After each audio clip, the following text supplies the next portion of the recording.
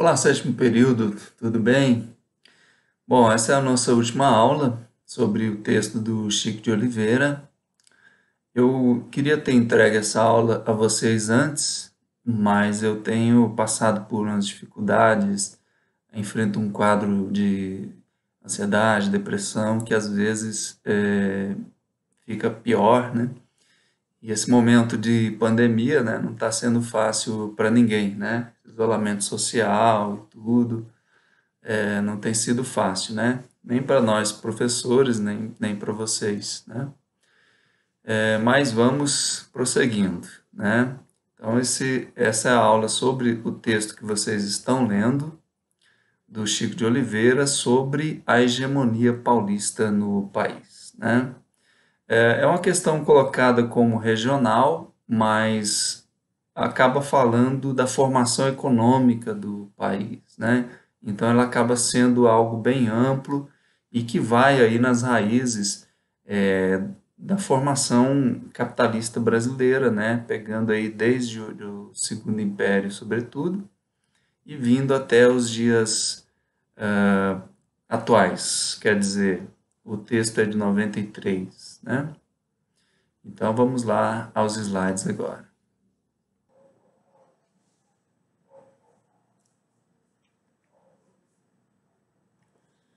Bom, então o texto é a questão regional, a hegemonia inacabada, do Francisco de Oliveira, chamado também Chico de Oliveira.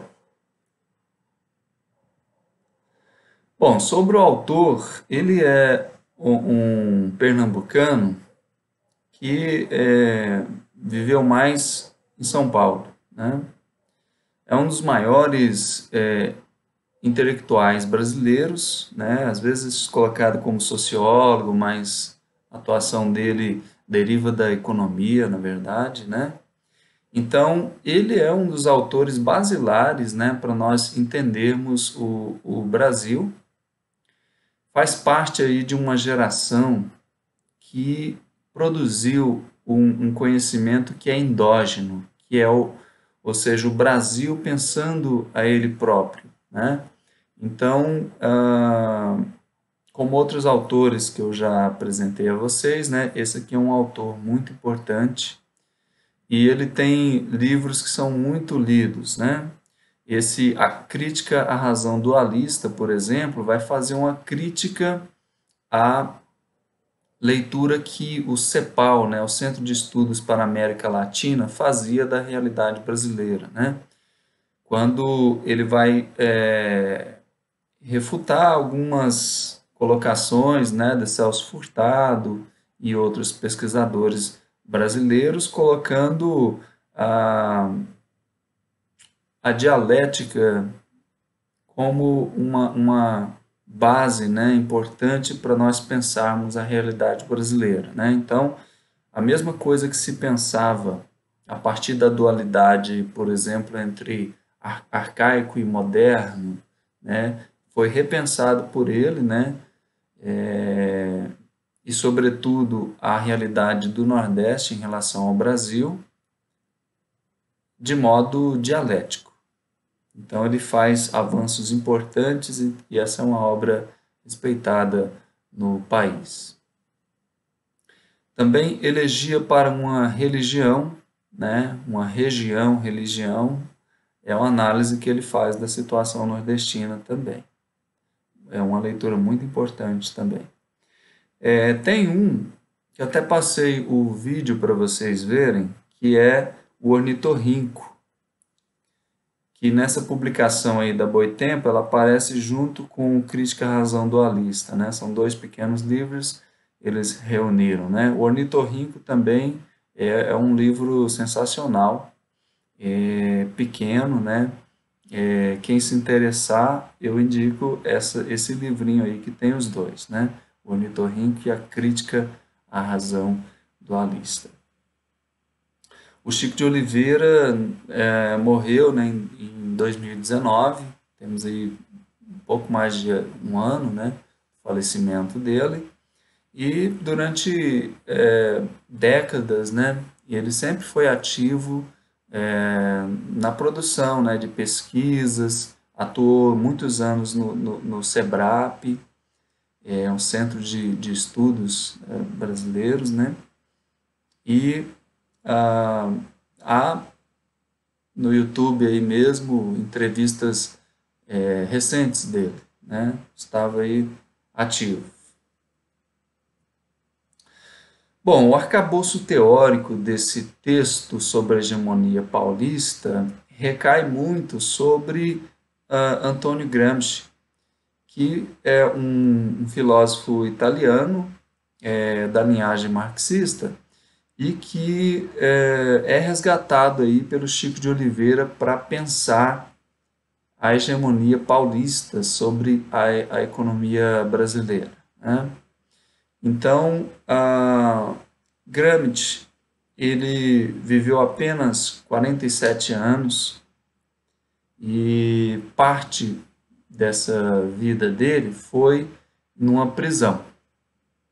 Ele fazia parte do Partido Comunista da Itália, era um deputado eleito, né, no momento que existia a convivência do Partido Comunista com outros, mas com a subida ao poder do Mussolini, Benedito Mussolini, ele implantou o fascismo, né, o fascismo. E então ele mandou à prisão vários dos comunistas, né, entre eles Gramsci. Gramsci até então havia produzido apenas textos jornalísticos, mas já era muito reconhecido como um intelectual no meio comunista, né?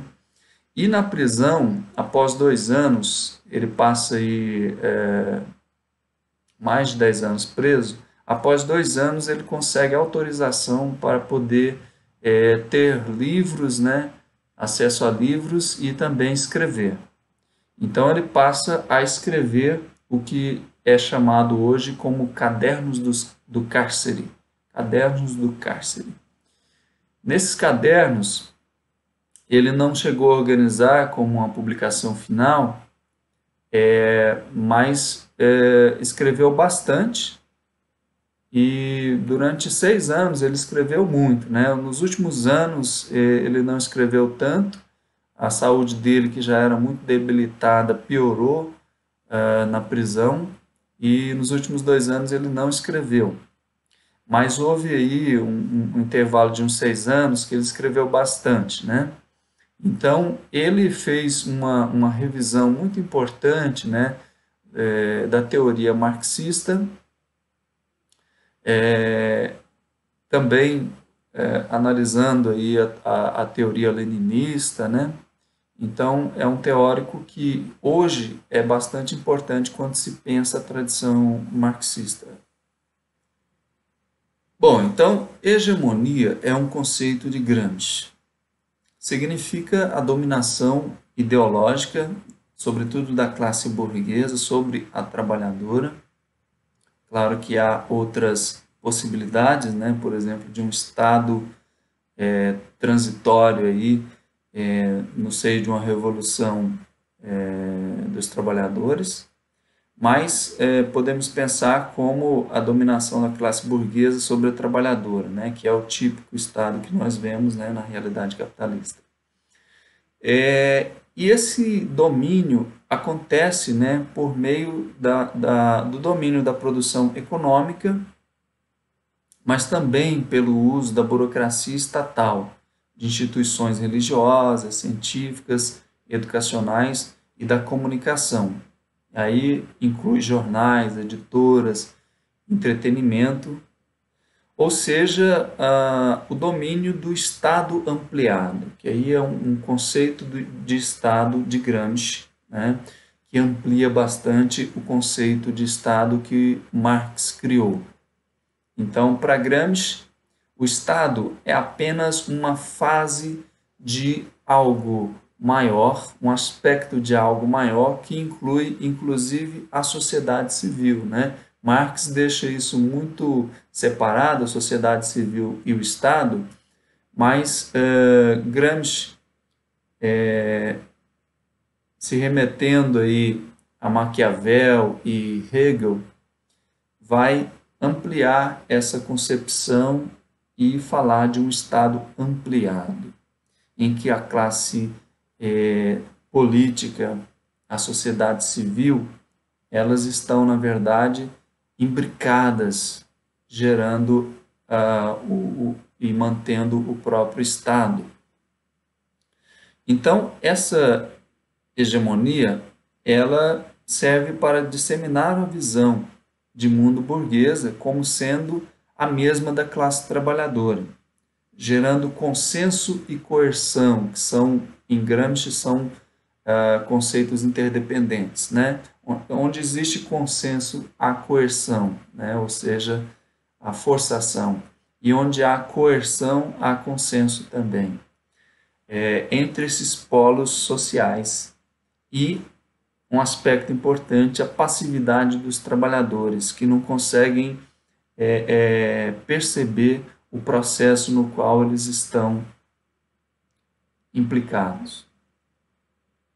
Então, isso é hegemonia, né? É um domínio total, é um domínio econômico, cultural, é um domínio das mentes, é um domínio religioso, é um domínio total, né? Então, daí se depreende que a luta por uma realidade socialista, comunista, ela deve também passar pela construção de uma cultura que vá cada vez mais sendo conhecida, firmada, né? Levando ao pensamento crítico sobre a realidade, né? Junto à classe trabalhadora.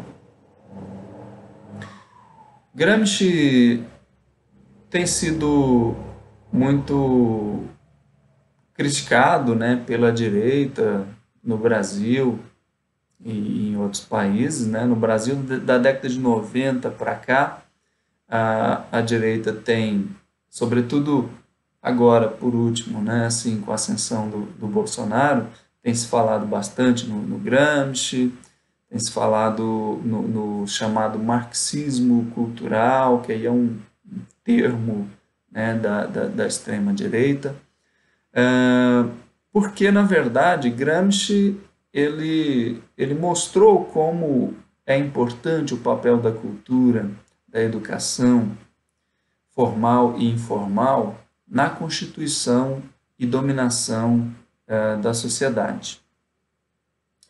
Então, como a estratégia dos partidos de esquerda inclui uma preocupação grande com a dimensão cultural, daí está se demonizando a figura de Gramsci, inclusive da forma desrespeitosa que costumam fazer, né? Colocando ele como não um filósofo, né, um teórico importante, mas alguém que não tem o que fazer e cria uma teoria e que os esquerdistas, né, vagabundos, propagam essas ideias nefastas, né? Não é bem assim, né? Gramsci é um grande pensador aí do século XX e deve ser respeitado como um grande teórico.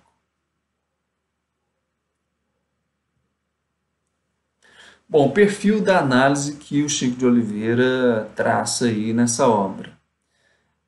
Ele se interessa, sobretudo, por essa construção, que é uma construção espacial e histórica dessa unidade nacional, que ocorre territorialmente, mas, na verdade, do ponto de vista do desenvolvimento econômico, ele está aí enfrentando um quadro claro, né, de disparidade regional, em que, sobre a hegemonia, digamos, inacabada de São Paulo, né, porque ela não é completa, ela não chega a ser uma hegemonia padrão, que Gramsci fala, né? Outras regiões sofrem, então, por haver esse descompasso entre São Paulo, industrializado, né, muito rico, com as regiões que foram, de certa forma, coibidas no seu desenvolvimento industrial e econômico, né? Bom, a exemplo do Celso Furtado, eu acredito que eu passei texto para a turma de vocês em disciplina anterior, ele vai privilegiar a oposição dialética entre interesses entre o Nordeste e o Sudeste, aí focalizando em São Paulo. A tese do autor, eu estou resumindo para vocês, é de que a burguesia paulista se desenvolveu por articulações políticas e econômicas, venceu os demais estados na concorrência pelos recursos e facilidades estatais, desde o Império, impediu o desenvolvimento agrário e industrial de regiões periféricas, mas não se preocupou em consolidar a hegemonia paulista sobre o país ou um projeto de desenvolvimento nacional, seria isso, né? Que foi unificado sobretudo pelo uso da força, né? Essa unificação ela se deu pelo mercado e ela se deu baseado no uso aí da força, né? Então, por isso a nossa história aí sempre ligada a golpes de Estado, a ditadura, né? E todo esse uso da força que faz parte do nosso histórico no Brasil.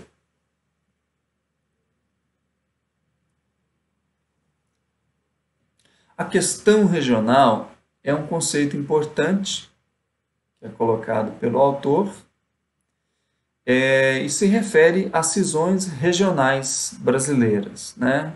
Pode ser de outros países também. Então, o Brasil, para o autor, é uma unidade forçada de unidades regionais, ficou repetido aqui, percebendo agora. A unidade forçada, né, de regiões do país que são muito distintas. Colocando-se aí o Nordeste, o Sul, Sudeste, que forma aí um conjunto, e o Centro-Oeste e a Amazônia, né? Então, espaços que têm o seu desenvolvimento aí distinto um do outro, né? E que estão correlacionados entre si com a dominação do Sudeste-Sul. E aí gerando essa realidade de atraso em algumas regiões, estados, e a concentração do desenvolvimento aí, sobretudo no sul-sudeste, né? Pegando de São Paulo e se expandindo aí até Minas Gerais, até o Rio Grande do Sul, né?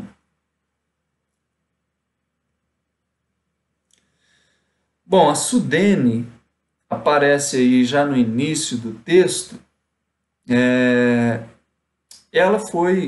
Ela é a Superintendência de Desenvolvimento do Nordeste, né? Foi muito importante, ainda é uma agência muito importante para projetos de desenvolvimento do Nordeste, né? Ela foi criada em 1959 como o último grande esforço de resolver a questão regional brasileira.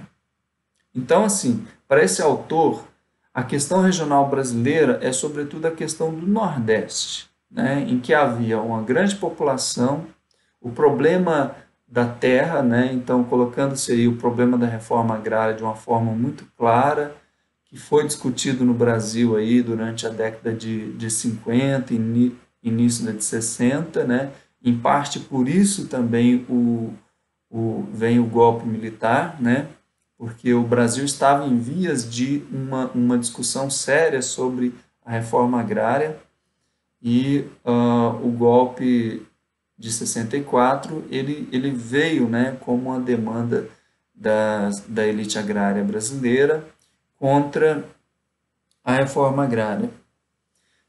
Então, após 1964, houve sucesso administrativo né, os governos militares utilizaram-se da Sudene, né, para alguns projetos, mas houve fracasso político, né, porque não houve autonomia, não foi criada uma autonomia para o Nordeste. E o autor coloca que o Nordeste se transformou num gueto de nordestinos. Ou seja, um gueto é um ambiente de isolamento social, né? Então, não houve, de forma ampla, o desenvolvimento do Nordeste, né? E ele ficou isolado do país. Diz o autor, o que estava em operação de todos os lados, Banco Mundial, Interamericano incluídos, né? Aí, durante os governos militares, era salgar a terra do Nordeste para matar a erva daninha da subversão social.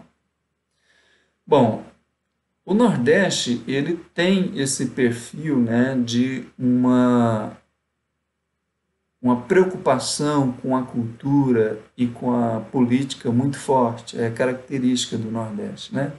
E na década de 50 foi muito claro que o Nordeste era um barril de pólvora, né?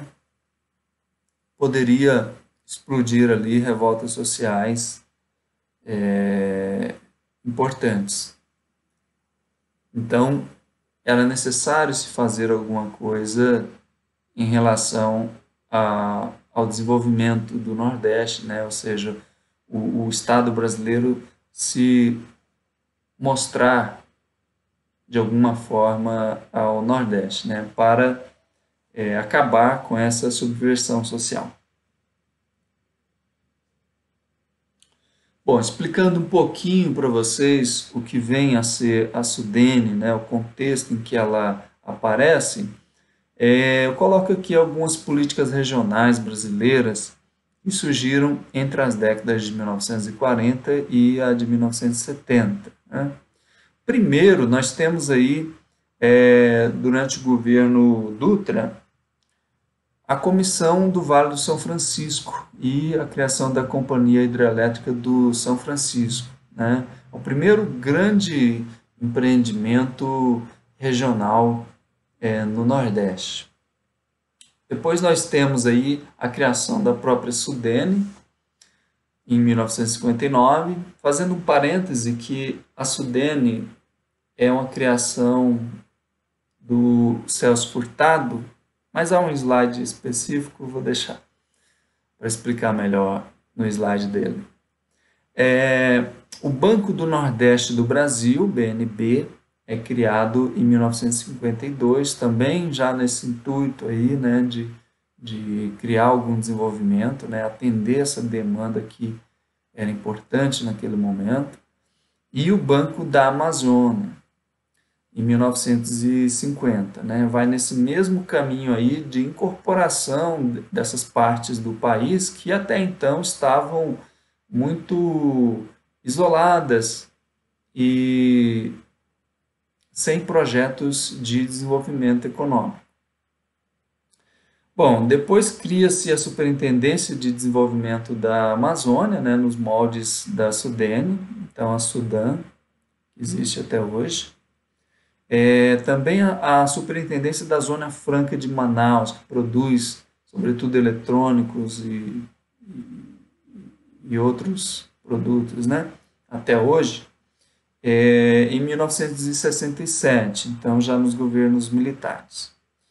E a Superintendência de Desenvolvimento do Centro-Oeste também é criado aí em 1967, se bem que não funciona muito bem, é criado aí um fundo, né, para essas superintendências com a Constituição de 89, mas também não funcionam muito bem, nunca foram muito funcionais aqui para nós do Centro-Oeste. Se bem que é uma superintendência que tem uma administração, tem alguns recursos, né, mas não foi como a Sudene no Nordeste. Essas superintendências elas foram substituídas por agências em 2001 e depois elas foram recriadas em 2007, já nos governos do PT. Bom, Celso Furtado é um economista paraibano, morreu em 2004, e é assim como Chico de Oliveira, é um dos grandes teóricos brasileiros, né? Ele foi tanto um teórico acadêmico, com muito êxito, e também foi se imbricando aí na política para levar a sua causa adiante. A sua causa era o desenvolvimento do Nordeste. Então, com Juscelino Kubitschek, ele propôs a criação da Sudene, ao então presidente, e essa ideia foi aceita por Kubitschek, né? Então, cria-se aí a Sudene em 59, já tendo um trabalho de antemão aí, reconhecido do Celso Furtado. E o Celso Furtado é, então, o primeiro presidente, né? E o Francisco de Oliveira também era diretor na Sudene, inclusive com o golpe militar de 64, Celso Furtado é obrigado a se exilar, e aí ele vai trabalhar em diversas universidades fora do país. E o Chico de Oliveira ele vai ficar preso por 2 meses pelo regime e depois também vai para fora, né? Vai ser professor universitário em outros países. O Celso Furtado ele foi o primeiro ministro do planejamento do Brasil, né? Que vai de 62 até 64, até o golpe. E foi o terceiro ministro da Cultura do Brasil, né, aí no período de Sarney, de 86 a 88.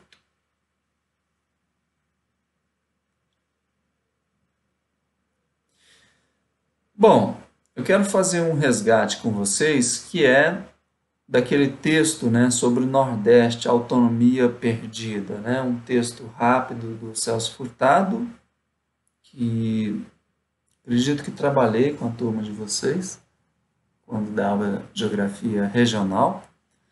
Bom, então a perspectiva do Celso Furtado é importante porque o Chico de Oliveira vai criticar alguns pontos aí, né?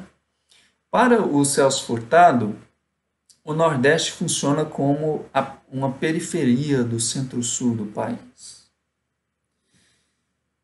As relações exteriores que o Nordeste construía ele enxergava como podendo ser a solução para a economia nordestina, se não fosse essa dependência que há entre o Nordeste e o Centro-Sul do país, né? Celso Furtado ele se formou muito sob a influência do CEPAL, né? A Comissão Econômica para a América Latina, ligada às Nações Unidas, e por isso ele analisa a região Nordeste meio que como um país, né? Por isso ele enxerga a importância dessas relações exteriores aí com outros países e com o Centro-Sul, como se fossem países diferentes. O esquema, então, que o Celso Furtado traz é do Nordeste nesse relacionamento com o exterior, Centro-Sul, né? Nesse triângulozinho que eu faço aí para vocês entenderem melhor.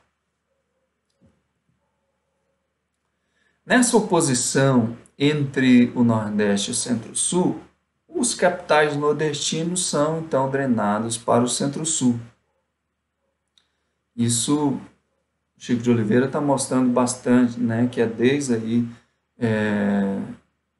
do Império, né, sobretudo no Segundo Reinado, tratado no texto. Também, Nordeste adota um padrão de consumo que é inapropriado à sua economia.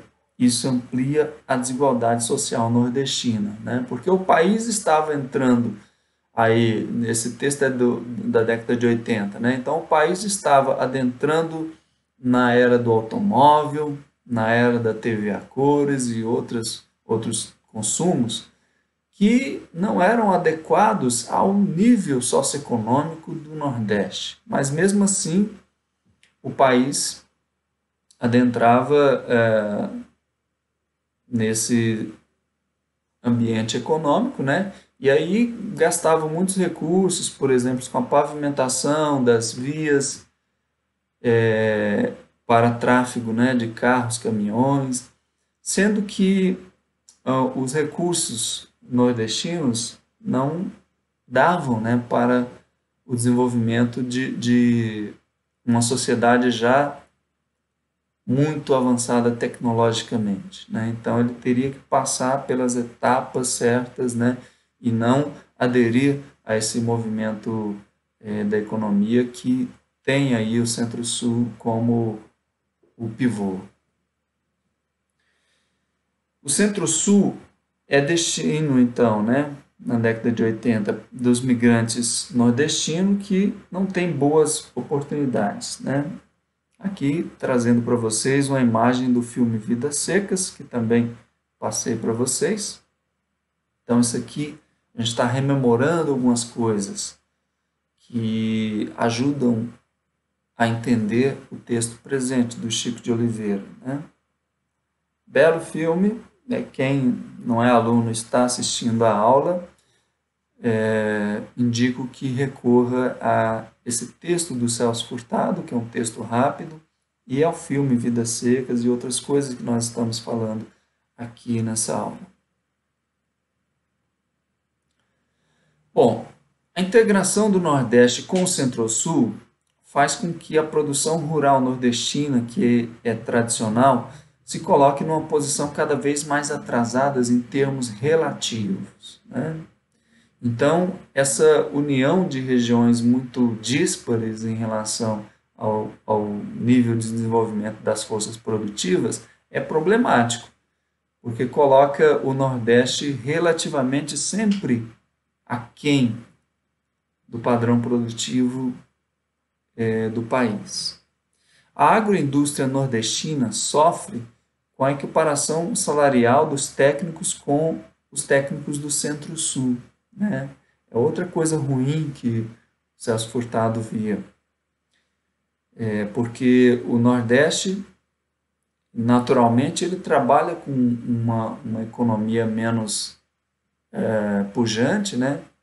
Então, não tem como pagar altos salários, né, nos mesmos níveis que ocorre na região mais rica do país. A migração de trabalhadores rurais do Nordeste para o Centro-Sul leva ao crescimento das periferias urbanas, desprovidas de oportunidades para esses trabalhadores, né? Então aí é um outro problema, né? O Centro-Sul atrai esse migrante nordestino, mas não tem como oferecer condições adequadas de moradia, saneamento, transporte, né, de sobrevivência digna para essa população que aflui aí para São Paulo, sua região metropolitana, né?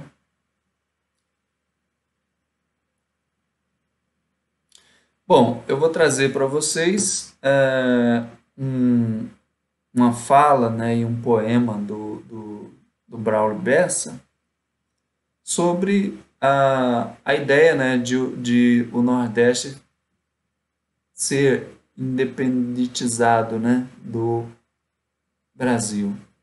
Ele pega aí o bojo daqueles ataques que houve, né, aos nordestinos quando da eleição da presidente Dilma, em que houve muitos ataques, né, aos nordestinos. E aí ele traz um poema, né, que remete muito de forma folclórica, né, e tal, mas as figuras culturais nordestinas, né, tradicionais. E traz uma verdade aí que é essa mesma que o Chico de Oliveira está analisando, que o Nordeste tem muitas riquezas naturais, né, e a cultura nordestina e o trabalho dos nordestinos, né, poderia ter muito sucesso, né, não fosse a situação em que ele se encontra, né, de dependência de uma outra região, de domínio da região mais rica sobre o Nordeste, né, que na verdade impediu esse desenvolvimento. Então, muito legal essa fala dele, o poema, e nós vamos ler agora.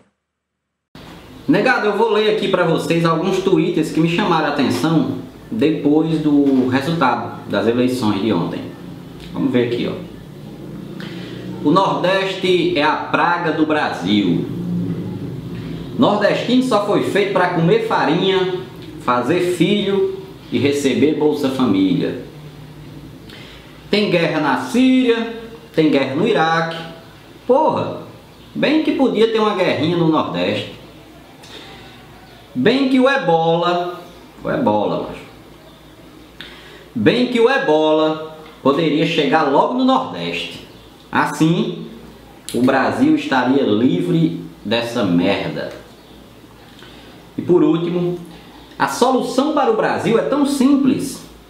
É só excluir o Nordeste e toda essa gente burra e suja do nosso país. Negado, esses foram só alguns dos milhares e milhares de comentários preconceituosos que bombardearam as redes sociais de ontem para cá. E o principal foco da maioria é justamente esse. Pregam a exclusão do Nordeste do Brasil. Falam que o Nordeste é o câncer do nosso país, que o Nordeste é a parte pobre, feia, suja, e principalmente acusam o Nordeste de ser culpado do atraso do nosso país. Independente de opinião partidária, nós somos brasileiros, nós somos todos de um único país. Mas quando eu vejo comentários como esses aí, eu me lembro de um mote dos poetas Braulio Tavares e Ivanildo Villanova, onde ele diz que imagine o Brasil ser dividido e o Nordeste ficar independente. Já que existe no Sul esse conceito que o Nordeste é ruim, seco e ingrato, já que existe a separação de fato, é preciso torná-la de direito. Quando um dia qualquer isso for feito, todos dois vão lucrar imensamente, começando uma vida diferente da que a gente até hoje tem vivido. Imagine o Brasil ser dividido e o Nordeste ficar independente. Se o Nordeste tivesse outras fronteiras, talvez fosse tratado com capricho, sem servir de depósito para lixo das usinas atômicas brasileiras. A enchente das músicas estrangeiras talvez fosse para outro continente. Se vivesse uma vida diferente da que a gente até hoje tem vivido, imagine o Brasil ser dividido e o Nordeste ficar independente. A partilha ainda sendo homologada e o Nordeste guiando o seu destino. Mais de 5 milhões de nordestinos voltarão para a terra idolatrada. Trocarão a garoa e a geada pela roça, a enxada e o sol quente. Ninguém vai explorar mais nossa gente, como tem até hoje acontecido. Imagine o Brasil ser dividido e o Nordeste ficar independente. Dividir o Brasil sem haver luta e deixar o Nordeste com seus vícios, mas sem ele pagar com sacrifício grandes obras reais que nem desfruta. Não precisa haver sangue na disputa, bastaria a separação somente, pois se fosse escolher o mais valente, eu já sei qual dos dois era vencido. Imagine o Brasil ser dividido e o Nordeste ficar independente. Talvez tenha muita gente que proteste, minha ideia me chamando de imbecil, um país com um nome de Brasil e o outro chamado de Nordeste. O Brasil não padeceria a peste dessa seca que vem constantemente, e o Nordeste, sem esse seu parente, ia ser muito melhor compreendido. Imagine, macho, o Brasil ser dividido e o Nordeste ficar independente. Paraíba era o centro artesanal, Piauí, o setor da criação.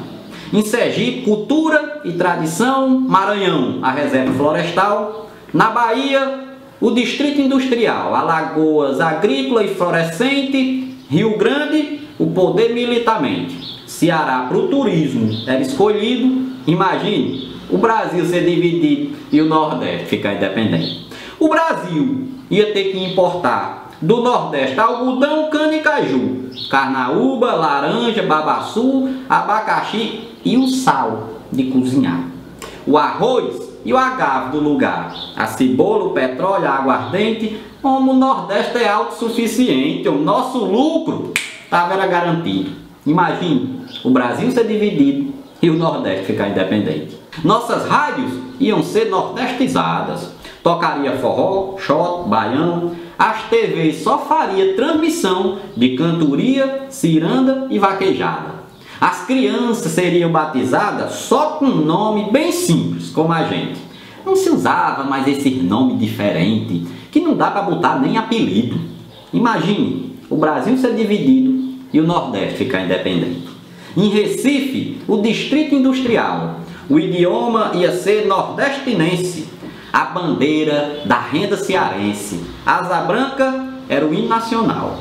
O folheto, o símbolo oficial. A moeda, o tostão de antigamente. Conselheiro seria o inconfidente. Lampião, o herói inesquecido. Imagine o Brasil ser dividido e o Nordeste ficar independente. Dividindo ali, a partir de Salvador, o Nordeste seria outro país. Vigoroso, leal, rico e feliz, sem dever a ninguém no exterior.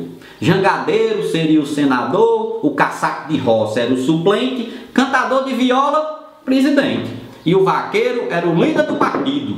Imagine o Brasil ser dividido e o Nordeste ficar independente. Se isso aí se tornar realidade e alguém do Brasil nos visitar, nesse nosso país vai encontrar confiança, respeito, amizade. Tem o pão repartido na metade, tem o prato na mesa e a cama quente. Brasileiro será irmão da gente. Vem pra cá, que será bem recebido. Imagine, macho, o Brasil ser dividido e o Nordeste ficar independente. Eu não quero com isso que vocês imaginem que eu tente ser grosseiro. Pois se lembre que o povo brasileiro é amigo do povo português. Se um dia a separação se fez, todos dois se respeitam no presente. Se isso aí já deu certo antigamente, nesse exemplo concreto e conhecido, imagine o Brasil ser dividido e o Nordeste ficar independente. Bom, então agora voltamos aí à análise de elementos do texto. A questão regional para o autor é sobretudo o caso de uma unidade nacional mal resolvida. E há exemplos pelo mundo aí dessa mesma situação de oposição entre o Nordeste e o Centro-Sul do país. Como no caso do Mezzogiorno italiano, que foi também objeto de análise por Gramsci, em que há um norte industrial e um sul de origem agrária. A Itália é um dos últimos países a se unificarem na Europa e se une com partes aí bastante diferentes, né, em relação ao desenvolvimento. Enquanto o norte já estava naquela onda de industrialização, né, porque a Revolução Industrial ela parte da Inglaterra e vai adentrando outros países europeus, mas o sul permanecia numa economia agrária, né? Inclusive havia muita discriminação em relação à sociedade agrária, né? Inclusive Gramsci, né, ele vem do sul agrário, né, da ilha de Sardenha, faz parte da Itália, e viveu bastante, né, esse dilema entre uma região desenvolvida e outra agrária, né, arcaica, e fora desse movimento de modernização e de desenvolvimento. Outro exemplo é o sul estadunidense, né, com a Guerra de Secessão entre 1961 e 65, que também aí, né, é uma oposição entre um sul agrário e um norte, né, que já era mais industrializado, né, então há essa guerra civil aí nos Estados Unidos. Também com elementos parecidos com esse italiano e com o brasileiro, né? E o Nordeste brasileiro, né, que foi então palco de muitas revoluções separatistas que esperavam, né, criar repúblicas independentes do Brasil, né, indo naquele mesmo movimento da própria independência do Brasil. Então, desde, sobretudo, o Segundo Império, né, não no primeiro, há mais movimentos no Segundo Império, assim como na própria Primeira República, né, também há alguns movimentos. E essas revoluções são sempre sufocadas, né, e chamadas de revoltas, né, mas na verdade elas eram movimentos importantes naquele contexto. E a historiografia, ela, como ela é contada, né, sobretudo por aqueles que têm o poder, antigamente muito mais do que hoje, né,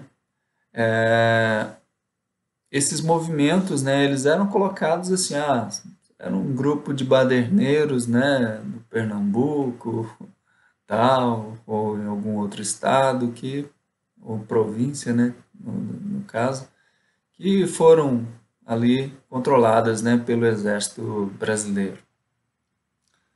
Mas isso tira, né, todo o brilho de uma revolução social. Bom, está explicando o que eu falei há pouco, né, do Mezzogiorno italiano, é isso aqui, né?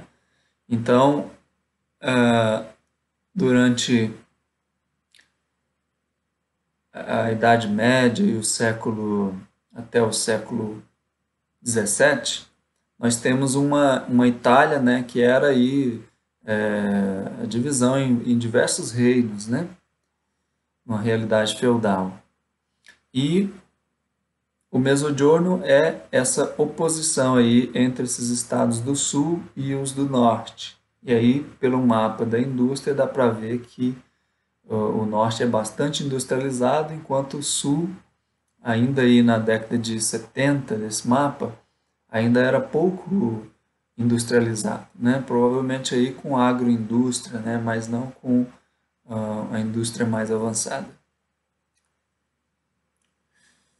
E aí o Gramsci, ele analisa essa oposição entre norte e sul também do ponto de vista social e político, né? Então, no norte, né, havia ali os industriais e os grandes intelectuais, que normalmente faziam eco, né, aos, a visão de mundo, né, dessa elite industrial. E enquanto no sul havia os grandes proprietários e os grandes de terras, né, e grandes intelectuais também ligados, né, a essa classe dominante agrária aí. E havia os intelectuais da pequena e média burguesia rural. Então ele traça esse quadro, né, de como se dava a produção intelectual aí de cada região dessa. E os trabalhadores que Gramsci não enxergava coesão de classe, né, suficiente para uma revolução, eles eram proletários industriais no norte, né, e camponeses no sul.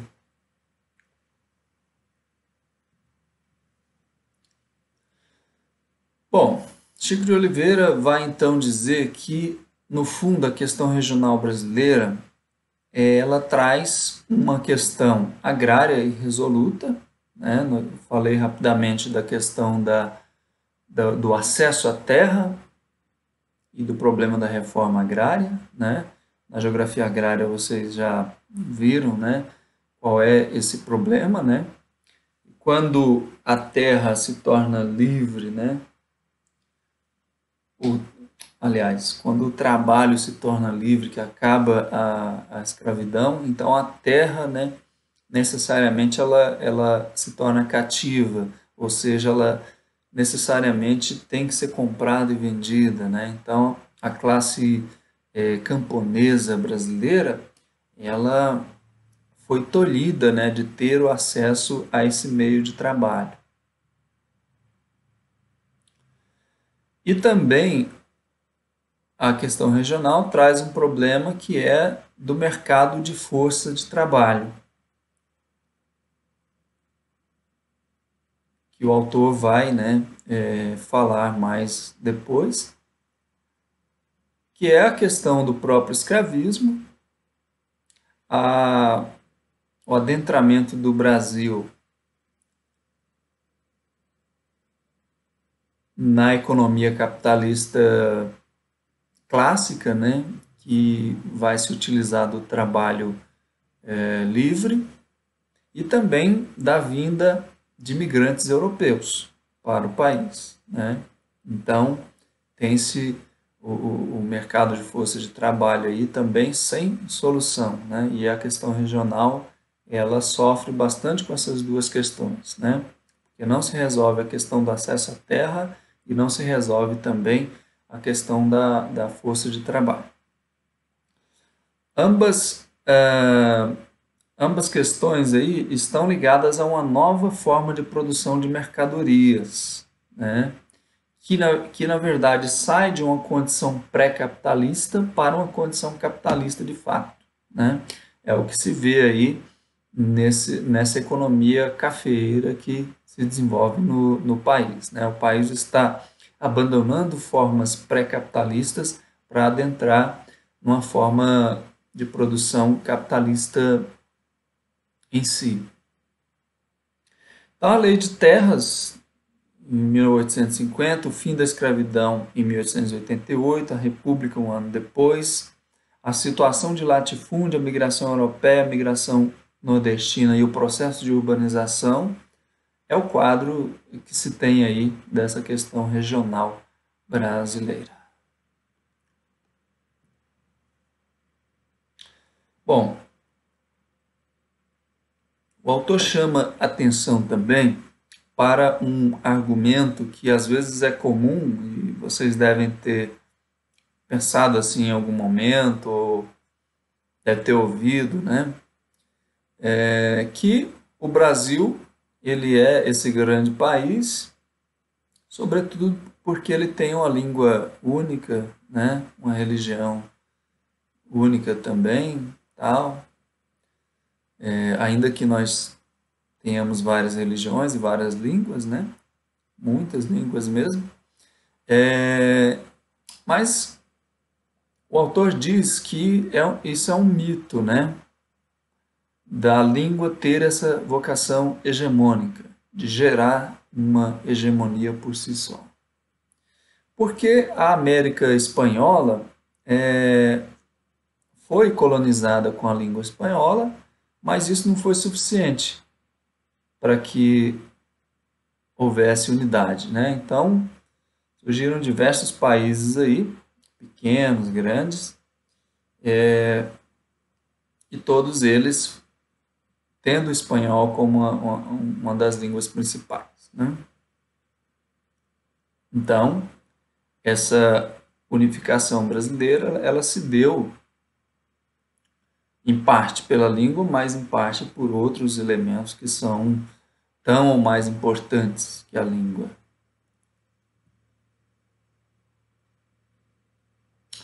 Bom, a unidade nacional será o resultado do processo de competição entre burguesias nascentes de um lado e de outro, das alianças que elas conseguem estabelecer com a burocracia imperial propriamente dita.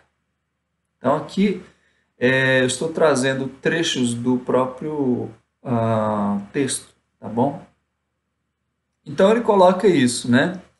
Que com os parcos recursos que havia no Império, sobretudo aí sobre Dom Pedro II, haverá então uma competição entre as burguesias. E, e qual burguesia vai vencer, né? Essa que está em São Paulo, envolvida na produção do café. Então, os problemas dessa burguesia, elas se tornarão, então, problemas do próprio império, né? E, na verdade, para se fazer isso, está se deixando de dar atenção e até sugando recursos de outras regiões, de outras províncias do império. Essa burguesia nascente tem importante ponte com a própria burocracia imperial, cujo projeto tem pretensões hegemônicas contra as forças centrífugas. Essas forças centrífugas são, então, os movimentos separatistas, né? Em sua interpretação, representada pelas oligarquias regionais e locais que já tinham dado aí provas, né, do seu poderio e da sua vontade de criar repúblicas ou mesmo impérios, né, separados do Brasil. Essa burguesia não tem projeto hegemônico, mas sua ligação com a burocracia imperial e com a própria formação do exército lhe fornece os meios para impor a organização primitiva da concorrência no país. Então, essa burguesia ligada ao café, ela está preocupada com o seu negócio, né? Ela não está preocupada com um projeto de desenvolvimento nacional. Tampouco está preocupado em manter hegemonia no país, né? Que envolveria, além da economia, processos culturais aí, né? De gerar uma coesão social, uma coerção também, né? A coerção sim, né? E para isso o Estado agia, né? Em defesa dessa economia cafeeira. Então, o autor chama de organização primitiva da concorrência, né? Que seria o direcionamento dos capitais públicos do império, que vinham, né, das diversas províncias, né, para a defesa e financiamento do negócio do café. Isso é o quadro que se tem.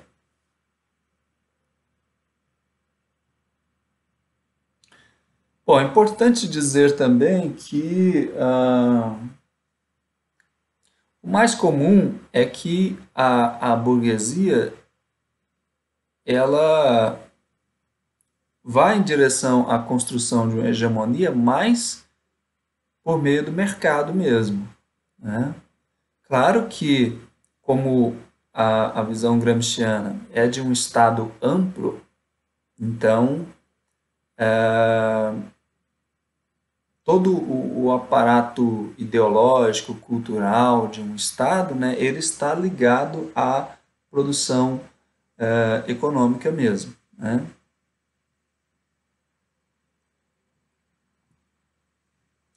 Bom, então eu fiz um esquema aqui que ajuda a gente a entender o quadro que o autor coloca para nós no texto, né? Nós temos uma união aí da burguesia cafeicultora paulista e carioca, né? No início, o Rio de Janeiro é bastante importante.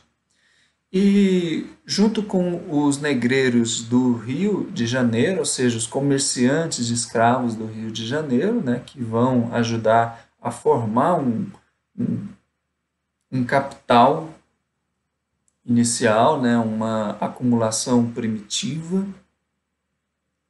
e também se unir com a burocracia imperial, que inclui aí as finanças do império a chancelaria, né, são as relações internacionais, aí para desembargar o comércio brasileiro, né, do café, e também defender, né, o produto brasileiro de outras produções, e o exército, né, muito importante para sufocar aí os movimentos separatistas no país, né, porque o país precisava ter essas províncias ligadas a ele para quê? Para ter mais recursos, né, advindos dos impostos recolhidos nelas. Então, essa junção resolve problemas da terra, mas vejam só, resolve esses problemas só na região do café. Problema da terra, né, com a lei de terras em 1850, porque o tráfico negreiro havia cessado por lei, né? Então inicia-se aí a vigência da lei de terras de 1850, a terra teria que ser comprada, não poderia ser simplesmente doada. O trabalho também, com a imigração europeia, né, que vai aí ser colocada para trabalhar na região do café, e a organização da concorrência, né, ou seja, a eliminação de concorrência mesmo, né, para que outras regiões não tivessem outro tipo de negócio, de indústria, de produção agrícola, que fosse precisar da atenção do poder estatal, né? Então, foi assim que se deu esse privilégio do desenvolvimento do café no país. Esses problemas, eles continuam, então, irresolutos no restante do país, né? E o barco segue assim. Contra, então, essa situação, nós temos as oligarquias regionais e locais no Nordeste, no Sul também, né? Nós temos aí o movimento da Farroupilha no Sul e vários movimentos separatistas no Nordeste também. A organização da concorrência foi a liquidação dos outros capitais que ocorriam com o café e o investimento dos recursos fiscais de outros estados, sobretudo Bahia, Pernambuco, Minas Gerais, que estavam mais desenvolvidos, né? A mineração, né, havia enriquecido aí Minas Gerais bastante, na região do café. Então, esses recursos de províncias que estavam mais desenvolvidas, eles foram drenados, então, para a região do café, né? Aí nós temos uma nota de 100 mil réis, era muito dinheiro isso aí, com o rosto do imperador Dom Pedro II. Bom, o Estado, a Igreja, as instituições de um lado e as burguesias, sobretudo a cafeeira, a partir de 1870, impuseram a unidade nacional, vencendo as oligarquias locais e regionais, cuja organização e luta foram tomadas como meras rebeliões locais e não regionais. Aqui nós temos a revolta praieira, né, nesse mapinha, e dá para ver aí, né, todo o arranjo que houve, né, para a junção de revolucionários, né, guerrilheiros aí no Pernambuco, né, litoral pernambucano. Então, olhem só as revoltas que houve, as revoluções, né, não vamos chamar de revoltas apenas. A Confederação do Equador, em 1824, no Pernambuco. Pernambuco tem muitas revoluções. As revoltas dos malés, que ocorre aí, olha, é bem ampla, em Pernambuco, Paraíba, Recife. A Cabanada envolve Pernambuco, Alagoas e Pará, é bastante ampla, né? Em 1835 a 45, No Rio Grande do Sul ocorre a Farroupilha. E na Bahia, em 37 e 38, ocorre a Sabinada. No Maranhão, em 38 a 41, a Balaiada. E a Praieira ocorre no Pernambuco, aí, de 48 até 1850. Então percebam aí que a primeira metade do século XIX no país foi um momento em que havia, né, essa vontade de várias províncias declararem sua independência.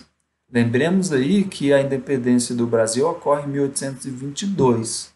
Depois dela vem aí diversas revoluções localizadas nas províncias, tentando criar países a partir das províncias, né? Então, não fosse esse sufocamento, né, dessas revoluções pela coroa, nós teríamos uma outra realidade, né, em que várias províncias poderiam ser hoje países independentes, tornando real, né, aquilo que Braulio Lessa traz na sua fala e no poema que ele declama. Bom, trazer para vocês uma outra figura, que é o Tom Zé, um músico bastante experimentalista, né, e que resgata bastante as raízes nordestinas. Ele faz uma fala, é recorrente nas apresentações dele, ele fazer uma fala sobre a influência cultural árabe na Península Ibérica, que, de certa forma, foi implantada aí no Nordeste. E ele fala, né, dessa preocupação que o nordestino tem com a preservação da sua cultura. E isso aí nós podemos correlacionar com a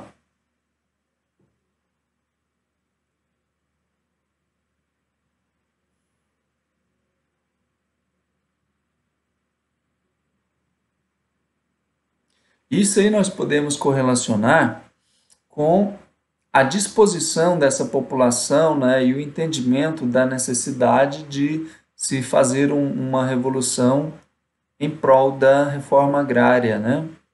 Era a região do país onde mais se debateu a necessidade da reforma agrária, né? Porque naquela época, né, e ainda hoje, é a região que mais tem uma vida rural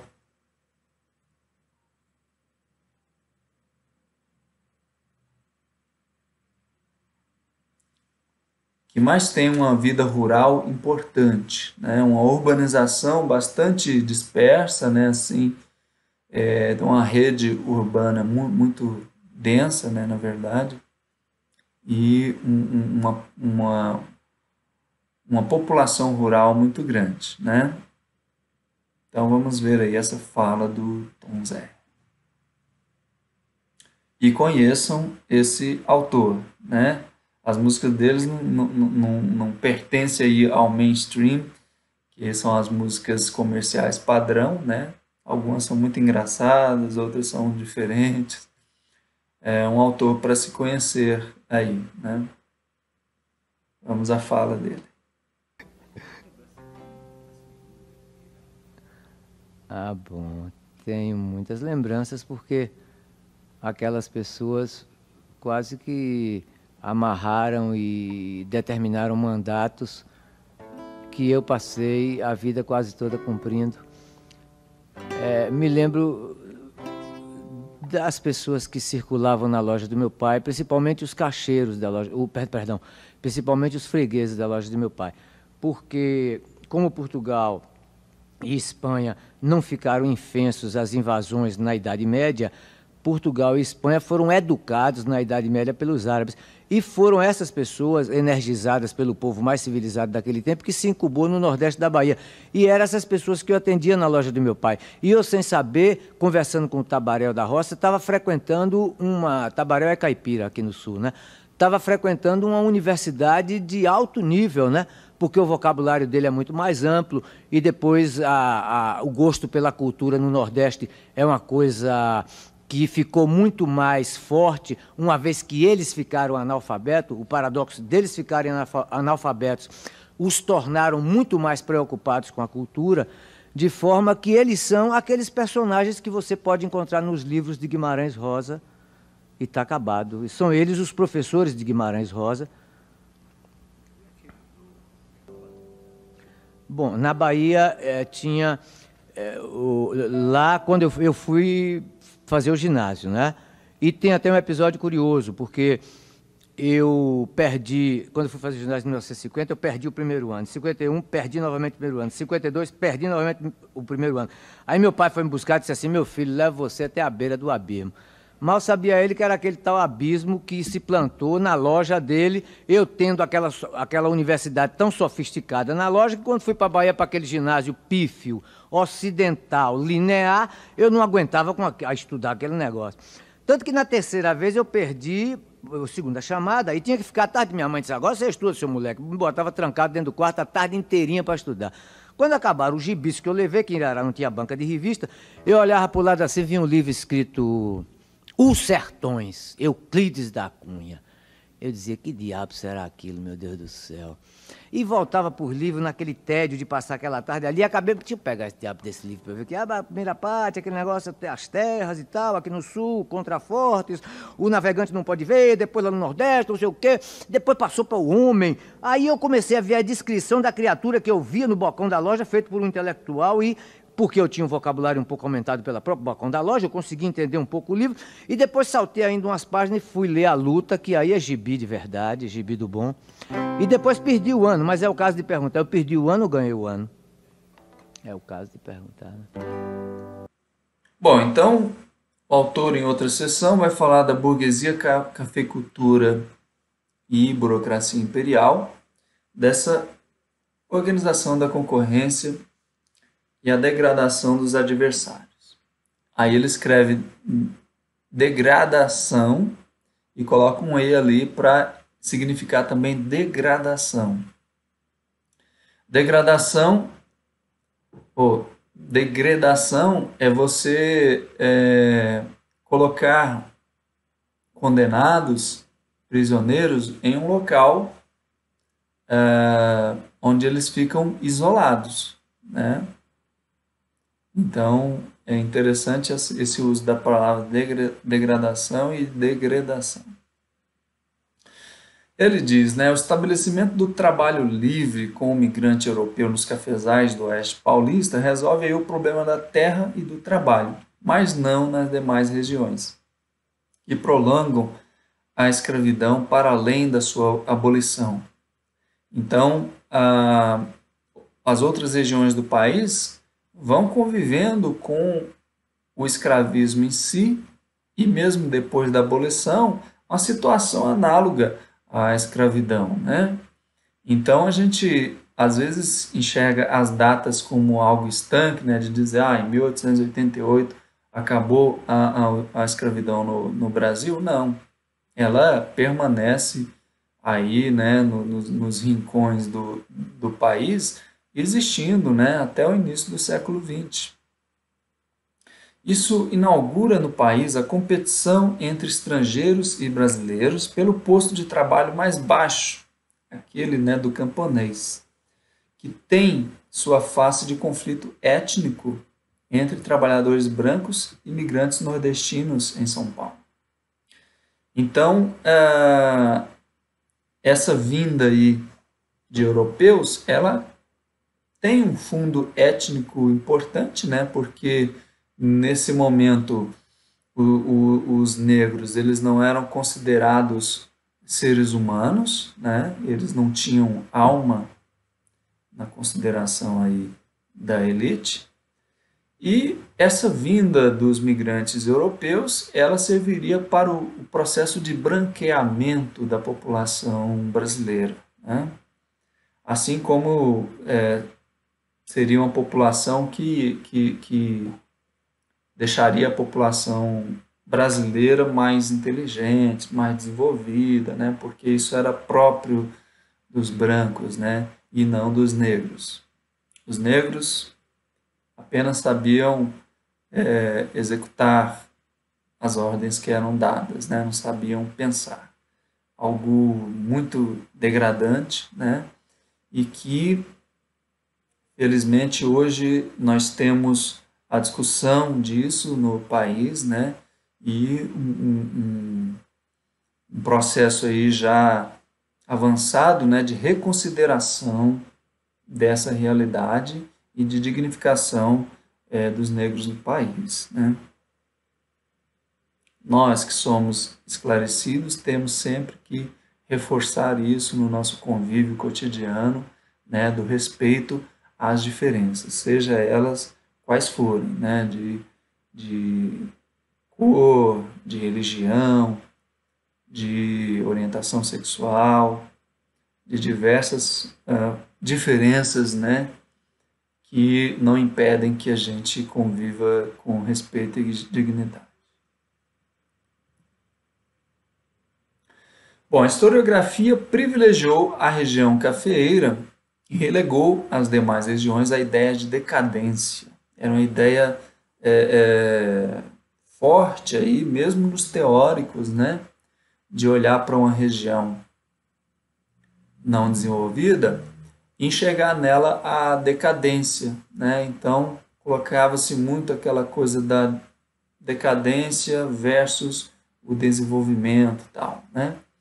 E o Chico de Oliveira ele vai preferir enxergar a região dita em decadência, sem desenvolvimento, como parte de um mesmo processo que gerou a região desenvolvida, né? Então, a historiografia, a produção da história, né, ela traz uma narrativa, né, que ela vai moldando a mentalidade no país, né? Então, a historiografia privilegia essa região cafeeira, relega as demais à ideia de decadência e ignora os fatos como o desenvolvimento da indústria brasileira desde meados do século XIX, como a indústria têxtil no Nordeste, né? Além de outras indústrias que não tiveram apoio do Estado brasileiro, seja no Império e seja na Primeira República, né? Mesmo na Segunda República. O Estado imperial também privilegia o café, organizando sua concorrência e drenando recursos da Bahia, Pernambuco, Minas Gerais para São Paulo, realizando a acumulação primitiva paulista. Ficou um pouco repetido com outro slide. O Estado dava garantias aos países de onde importava mão de obra, financiava ferrovias, avalizava o comércio do café. Então, é uma peça fundamental o Estado, a burocracia estatal, para o sucesso do café, né? Que não era uma questão apenas do aumento da demanda internacional, né? Ele foi produzido, né? O sucesso do café foi produzido conscientemente, não é algo espontâneo. Aqui nessa imagem trago para vocês a Estação da Luz em São Paulo, para mostrar aí, né, como as ferrovias foram importantes nesse adentramento do café em São Paulo, né? E essa construção aí, ela remete a construções europeias, né, da época e que demonstram, né, que o país estava construindo aí, né, todo um ideal de modernização nacional, né? Então, o perfil estético, né, dessa transformação pode ser vista bastante aí no tom decorativo dessa estação ferroviária. A expansão cafeeira, ela se dá a partir do Rio de Janeiro. Eu passei um vídeo para vocês também, né, sobre isso. E ela vai, então, se desenvolver aí por São Paulo e também por Minas Gerais, né? Então, até quando se fala aí da Primeira República como a República do Café com Leite, né, de 1889 a 1929, na verdade é a política do café com café, né? O poderio de Minas Gerais com seu café, poderio de São Paulo com seus barões do café também, né? Não é a pecuária nesse momento que tem toda essa importância para a economia, não. Então, o café vai se expandindo, da mesma forma vai ocorrendo a expansão das ferrovias. Olhem só, as estradas de ferro, e ela vai então acompanhando exatamente a expansão do café para dar o subsídio, né, o suporte, o escoamento da produção e para que o negócio do café tenha sucesso, né? Então, aí tem a mão do Estado. Não tivesse a mão do Estado, não tenham dúvida de que o café não seria o que foi, né, para o país.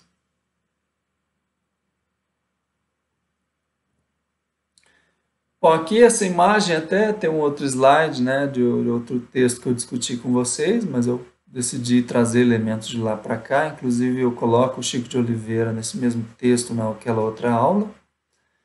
Mas enfim, quero fazer essa aula aqui uma aula completa, né?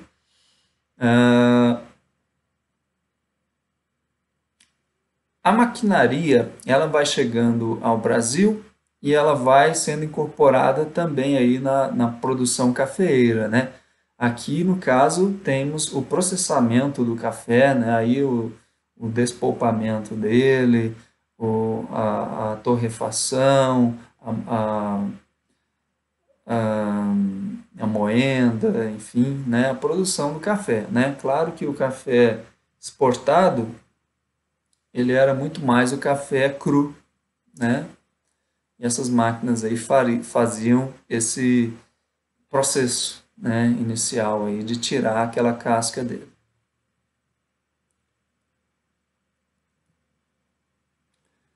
Assim como nas décadas finais do Império, na Primeira República, a burguesia cafeeira paulista usa o recurso público como capital privado para sustentar as exportações de café, impedindo o financiamento de outros setores da economia, né?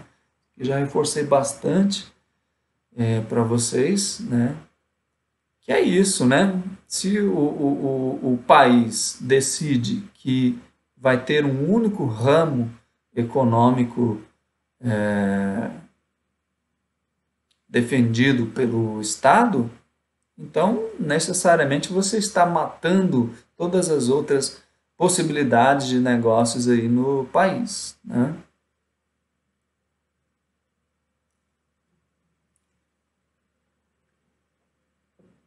Aí chegamos àquela seção do texto, né, que fala da locomotiva puxando 20 vagões vazios, né? Que às vezes é a ideia, né, e o discurso que vem, sobretudo de São Paulo. E claro, né, o texto é uma crítica a isso. Até a década de 1920, a unidade nacional compôs-se de um arquipélago de ilhotas oligárquicas, que mantém relação contraditória com as economias capitalistas regionais. Então, nesse mapinha eu coloquei para vocês aí, né, o que seriam essas ilhotas oligárquicas, né? Nós tínhamos uma separação do país porque os transportes não estavam desenvolvidos a ponto de fazer a conexão entre as regiões, né? Então temos ali uma rede urbana, uma população, uma realidade econômica já estabelecida no Nordeste, que advém da sua história aí, sobretudo com a produção canavieira. Então, há todo esse passado, né, que gera uma sociedade nordestina. que tem a sua interação aí, né, nessas distâncias aí, mas não consegue se comunicar muito bem com a região Centro-Sul, que é essa outra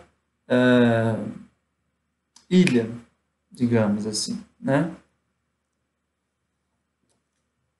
A Revolução de 1930 derruba as fronteiras estaduais e busca unificar o mercado nacional.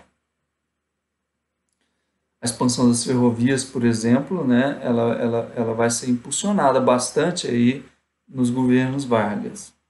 O Estado cria um modelo institucional apropriado, baseado na centralização fiscal e no câmbio favorecido. Então, é a partir de Vargas, né, em 1930, que a gente vai ter aí alguma integração das regiões do país. Vai haver aí uma centralização fiscal, né, que nós temos reflexo dela até hoje, né, no orçamento da União sendo muito maior do que dos estados e do município.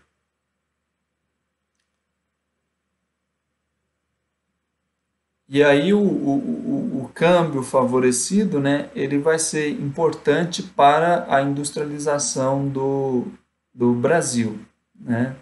Porque as indústrias nacionais elas vão ter proteção contra a importação de produtos similares, né? O Brasil, a partir de Vargas, ele entra nesse processo, né, de substituição de importações, né? Então, uma industrialização que serviria sobretudo para suprir as necessidades que o país tinha sem recorrer à importação. É uma realidade diferente, né, dessa do café. Então vocês vejam a importância do Estado para a composição, né, dessa economia, dessa realidade da economia cafeeira. No momento em que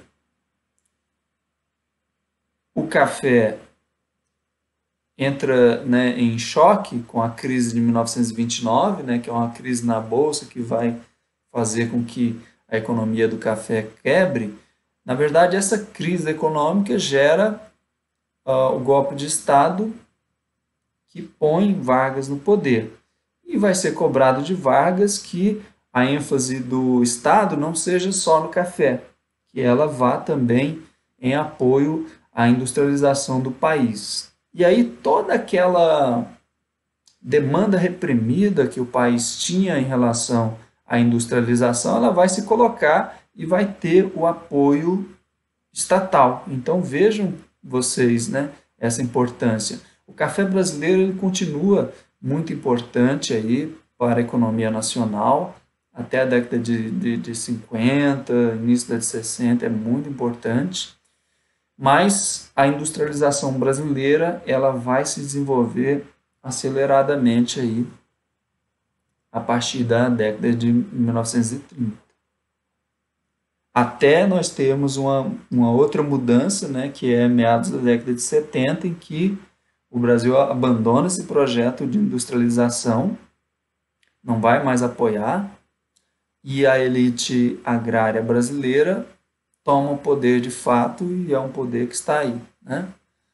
Que está aí ampliando sua produção e tal, e que tem seus representantes nos governos.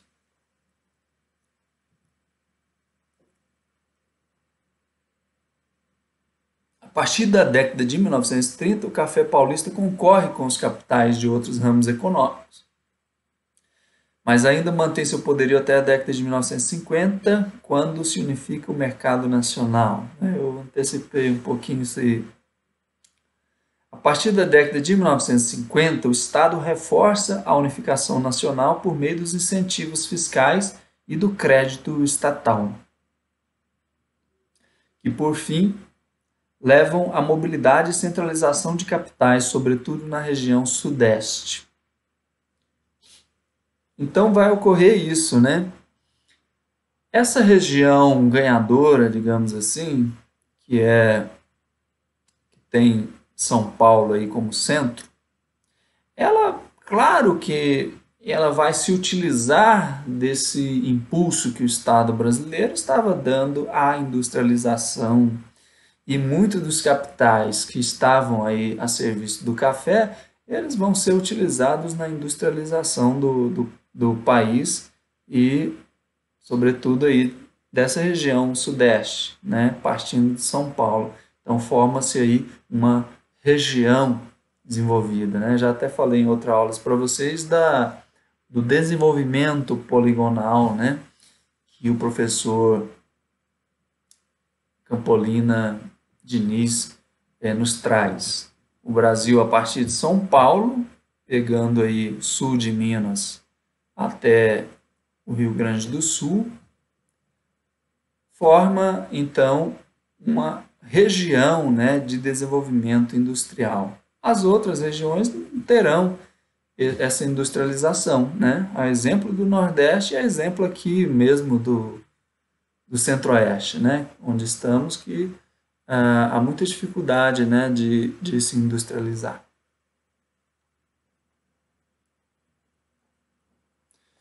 O poder que São Paulo atinge é dominante, mas não hegemônico. Todavia, o Estado faz o papel de unificador político e estatal. Então, aí vocês podem perceber que a burguesia está unida ao próprio Estado, né? E o Estado é que consegue fazer essa unificação, né? Completar essa hegemonia que o mercado não faz. São Paulo se utiliza dessa condição para manter sua dominância na produção cafeeira e na industrialização. O Estado brasileiro adotou o modelo keynesiano desde a década de 1930 em prol, sobretudo, da industrialização. Bom, eu não sei se eu dei uma aula para vocês sobre modelos de Estado, né? O modelo keynesiano, o modelo liberal, mas se vocês não conhecem esses termos, né? Pesquisem, né? Estado keynesiano, Estado liberal. Façam uma pesquisa aí para vocês entenderem, é muito importante.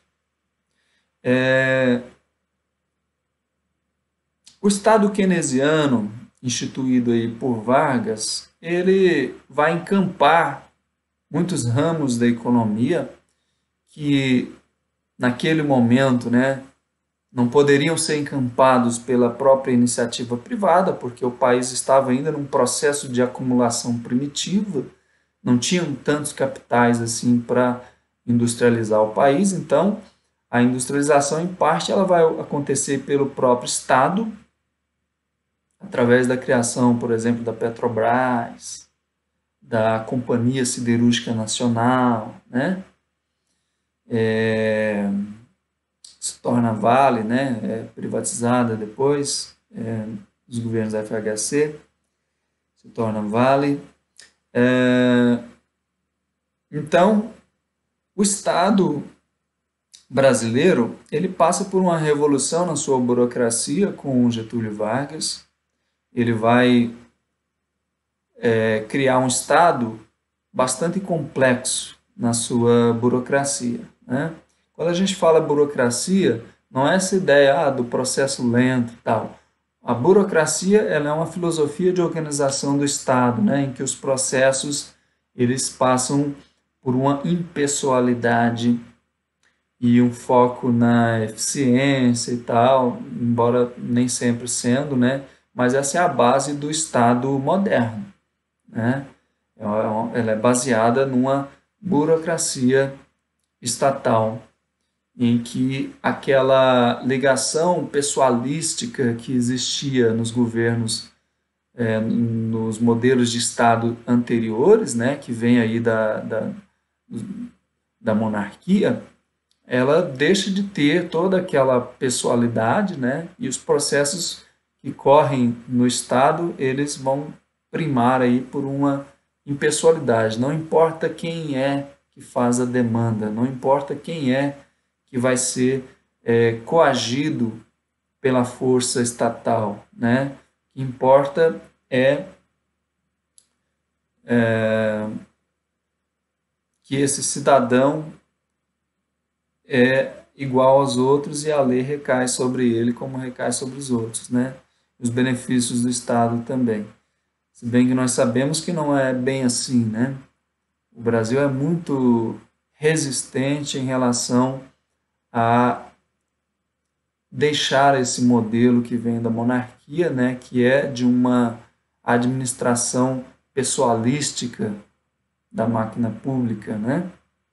Uma administração chamada patrimonial, em que o administrador se acha dono da máquina pública, dos recursos públicos, né? Então, aos poucos a gente vai deixando esse modo de vida, esse modo de pensar e de agir. Bom, aqui esse cartaz, né, do Getúlio Vargas, né, talvez o maior populista do Brasil.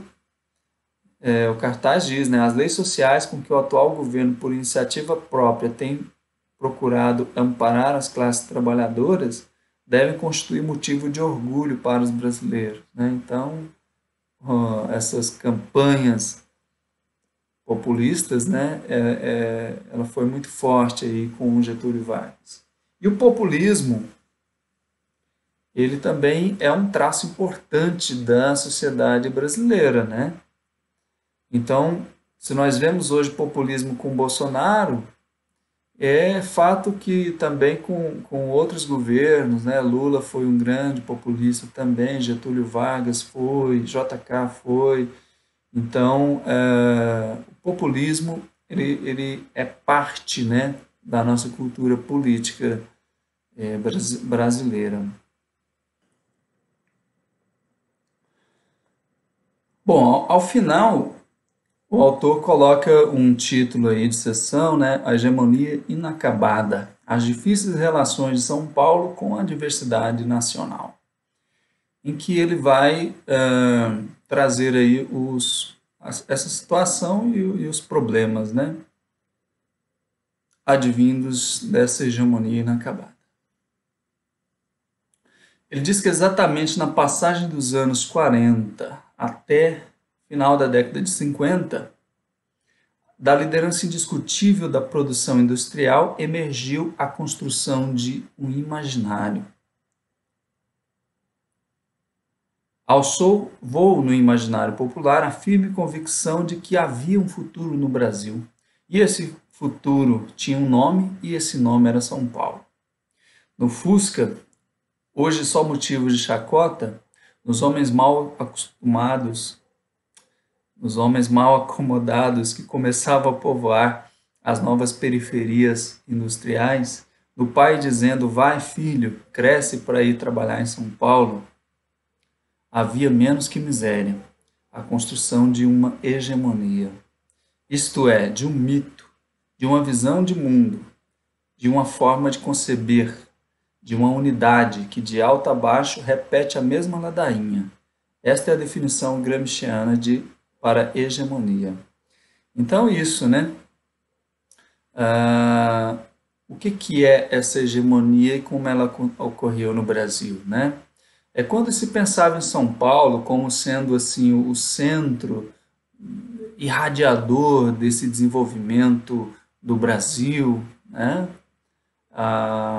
Quando ali havia o avanço tecnológico, econômico, social, que se queria, se desejava no restante do país, ali estava havendo, de fato, a disseminação de São Paulo como, assim, o ideal de nação, né?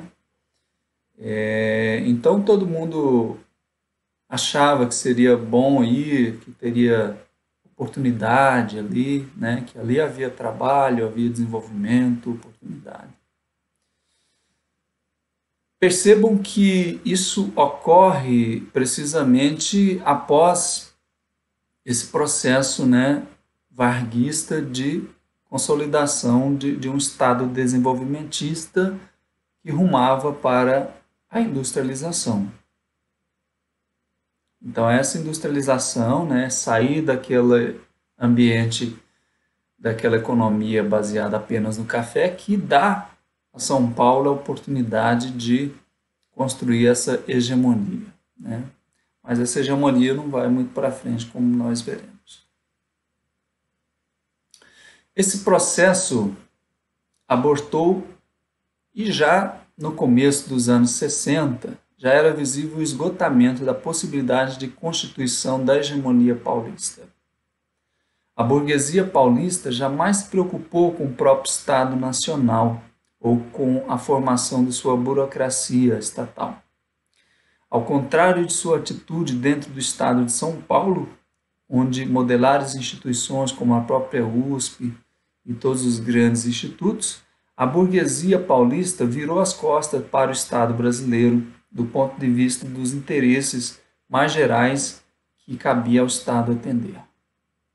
Então isso, né? São Paulo meio que se voltou para si próprio, né? Porque essa era a atitude de fato já presente aí na economia cafeeira, e quando vem esse momento da industrialização e de acumulação de capitais muito maior, né, do que na economia cafeeira, São Paulo não deixa esse traço, né, de estar olhando apenas para si próprio, sem se preocupar com o restante do país, né? Essa hegemonia de São Paulo, ela seria realizada se São Paulo tivesse ali uma outra atitude voltada para a criação de condições de desenvolvimento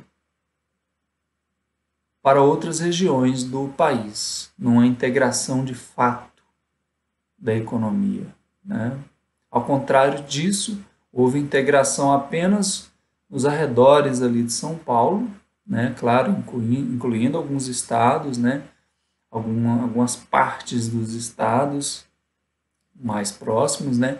Mas fugindo aí dessa responsabilidade, né, de liderar o caminhar do país para o desenvolvimento.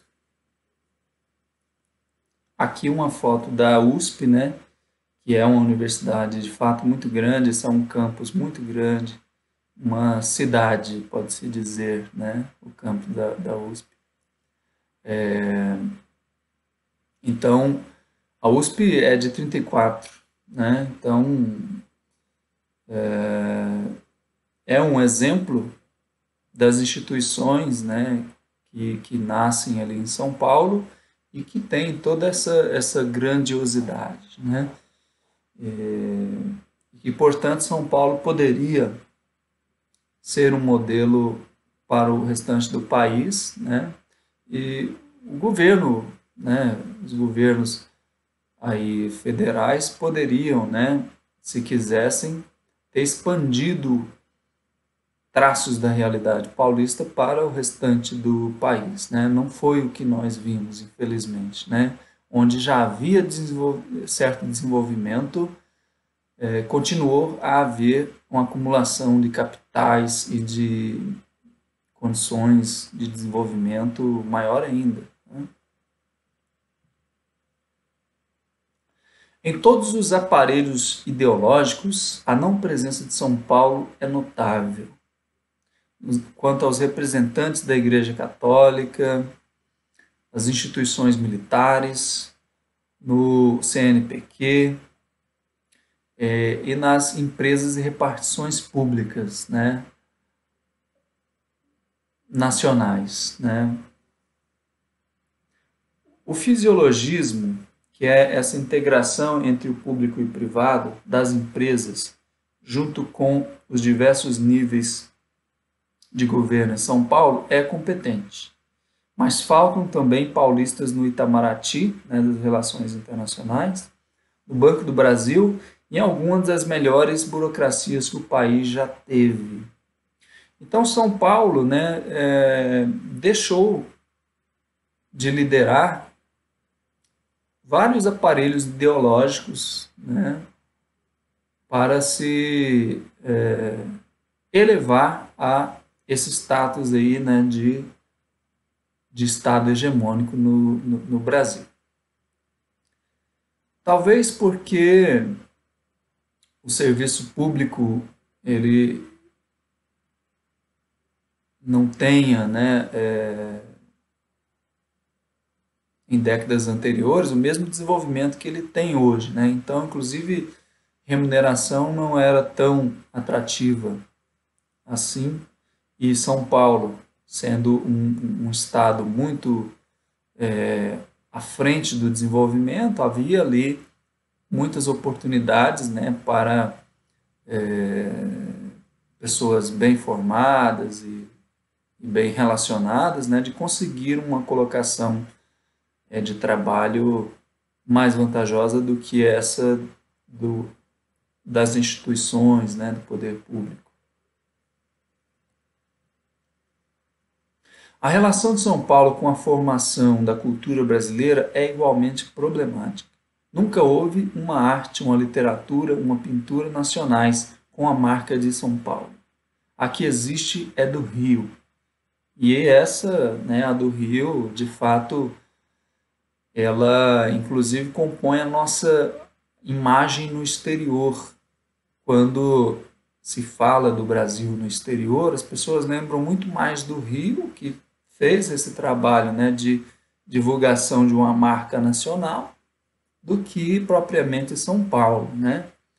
Lembram de São Paulo, sim, né? Não tem como não lembrar, porque a grandiosidade econômica é patente, né? Mas o Rio, que não tem toda essa potência econômica, conseguiu se projetar muito mais que São Paulo, né? Então, é interessante isso que o autor traz. Muitos dos principais intelectuais e artistas brasileiros foram servidores públicos do Rio, né? Lembrando aí que Rio era a capital nacional até 59, né? Em 60 que muda para Brasília. Então, muitos, como o próprio Drummond, né? Eles vão ser servidores no Rio de Janeiro e tal. Ele fala, né, de, por exemplo, Chico Buarque, cantor, que sai de São Paulo, vai para o Rio, né, para não ser reconhecido assim como o artista paulista, né? Ele não queria essa pecha, né? Também não queria que a oposição entre a música paulista e a música carioca, né? Na verdade, o projeto do Chico Buarque e de outros artistas dessa época dele era de fato a construção de uma música brasileira. E isso foi feito no Rio. A hegemonia inacabada criou um monstro, que foi durante muito tempo uma aliança entre interesses entre a burguesia industrial e oligarquias agrárias retrógradas. Este monstrengo deixou intacta a questão agrária, a questão da reforma agrária, irresoluta a questão do mercado de trabalho no campo, né? Só lembrar aí que a CLT não tem a mesma validade não tinha a mesma validade no campo, né, e na cidade, a previdência também é separada, com que reiterava a própria questão agrária. E, por extensão, também, sem resolução, a questão negra no coração da própria industrialização.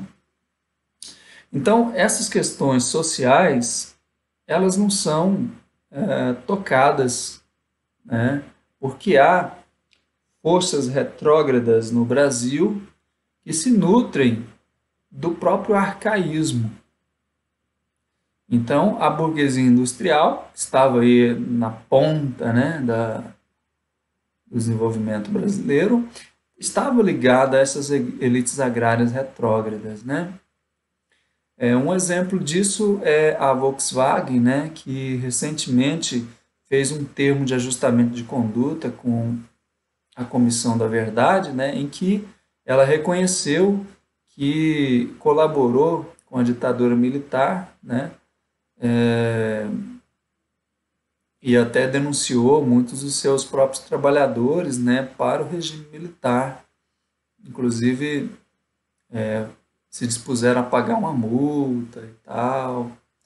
Então, havia uma ligação muito forte, né, dessa burguesia industrial, o sistema ditatorial e as oligarquias agrárias também, né, que todas essas elites estavam tendo ali a suas vantagens, né? A concorrência entre capitais de São Paulo e do restante do país foi responsável pelo aborto da industrialização em várias regiões e estados do país. Aqui do lado eu trago a foto da usina Beltrão, em Pernambuco. Ela é um desses exemplos de negócios que foram abortados, né? Ela foi inaugurada em 1895, ainda no final no início, né, da República, e foi a primeira refinaria de açúcar do Brasil e da América do Sul. Uma construção muito grande mesmo, e ela depois se tornou uma tecelagem, né, até ser abandonado. O poder público comprou o prédio, mas não deu destinação a ele. É um dos exemplos, né, dessa industrialização que começa, mas que não tem o incentivo estatal para se desenvolver. A aliança entre industriais e a elite agrária sustentou um sistema político que entrou em colapso repetidas vezes, mas foi reposto, quase sempre pelo poder das armas, a serviço da burguesia industrial, mesmo quando já havia perdido a exclusividade da dominação econômica. Então, esse é um traço importante, né, que o sistema político ele vai entrando em colapso e o poder das armas, né, o poder do exército, né, ou das polícias, ele vai sendo usado para manter o sistema político vigente, né, em prol de resguardar aí os investimentos industriais, né? Então é assim que a coisa se dá. Uma hegemonia inacabada teve por consequência o culto mais completo e acabado do autoritarismo, esse permanente ciclo pendular entre populismo e intervenção militar. O populismo foi a forma por excelência da irrupção do proletariado na política, rompendo o cerco da questão social como caso de polícia. Então, no Brasil, foi pelo populismo, né, que se conseguiu algum benefício para a classe trabalhadora, né? Por exemplo, Getúlio Vargas, um grande populista, e para manter esse populismo, né, e para construir, na verdade, esse populismo, né, ele vai buscar alguns meios, né, como a criação da CLT, a criação do Ministério do Trabalho, o Ministério da Educação, né? Então, a ampliação do ensino público, diversas frentes aí que podem ser entendidas como atendimento aos anseios populares, né? Chamado, então, populismo. Mas o populismo é a forma por inteiro dependente da tutela exercida pelo Estado sobre os sindicatos, frequentemente atribuída a uma pura relação entre movimento operário e Estado, que esconde a parte da burguesia nessa organização da questão social. Então, numa realidade populista, os sindicatos que nasceram aí, principalmente nessa industrialização do Brasil, ele vai adentrando, né, de uma forma muito tutelada, né? Então, com um poderio muito grande dos governos sobre os sindicatos. Agora nós temos uma outra realidade, né, que os sindicatos estão sendo destruídos, atacados, né, pelo governo, pelo judiciário também, né, por esse ambiente em que deixou de ser obrigatória a contribuição para os sindicatos no Brasil. Então, o financiamento dos sindicatos vão fazendo com que eles percam a força no país, né? Isso é muito ruim porque a defesa dos interesses dos trabalhadores era feita sobretudo pelos sindicatos, e agora nós não temos sindicatos fortes mais, né? Então, infelizmente, a gente vai ficando à mercê do movimento burguês, né, no país, e cada vez sem direitos trabalhistas, né? Abaixo aqui toda a relação dos presidentes militares, né, de Castelo Branco a Figueiredo. Bom, é isso, gente, a aula de hoje. Espero que vocês tenham gostado, né? Essas aulas ficam um pouco grandes, eu sei que não é fácil, mas é isso. Obrigado para quem chegou até aqui. Eu estou disponível, né, para dúvidas no WhatsApp, por e-mail. Vocês podem me perguntar, tá? E é isso. Grande abraço a todos. Até mais.